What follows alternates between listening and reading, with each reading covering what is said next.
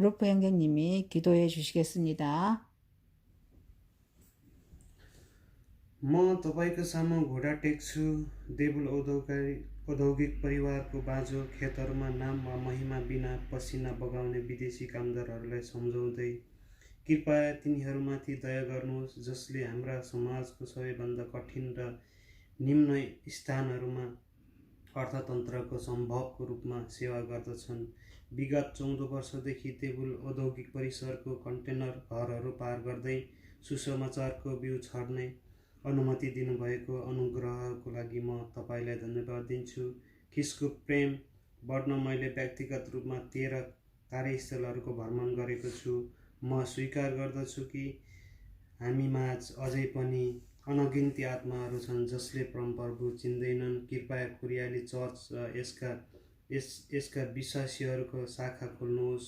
हामीसँग आएका अपरिचितहरूलाई स्वागत र सेवा गरौँ। कृपया हामीलाई यो हाम्रो समयको एक जरुरी मिसन हो भनेर महसुस गर्न आध्यात्मिक जागरण प्रदान गर्नुहोस्।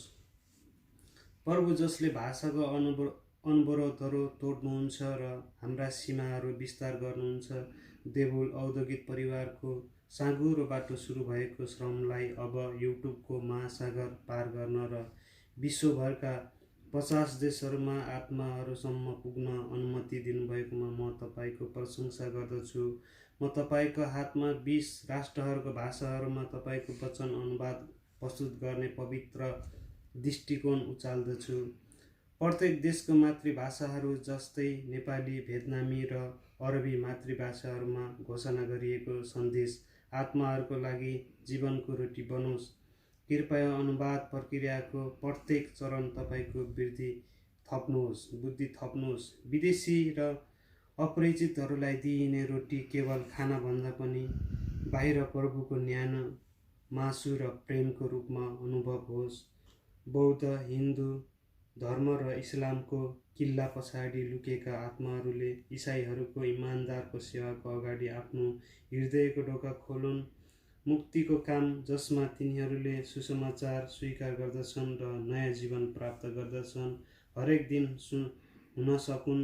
प्रभु जसले सेवाको शरीर र आत्मालाई बलियो बनाउनुहुन्छ, कृपया तपाईँको सेवाको जोसलाई कायम राख्नुहोस्, जसले क्षेत्र पार गर्दा र भिडहरू सम्पादन गर्दा सुसमाचारको लागि तिर्सना गर्दछन्। सेवाको सीमा विस्तार हुँदै जाँदा वहन गर्नुपर्ने भार बढ्दै जान्छ। कृपया तपाईँहरूले हरेक दिन नयाँ शक्ति प्रदान गर्नुहोस् ताकि उहाँ थाकित नहोस्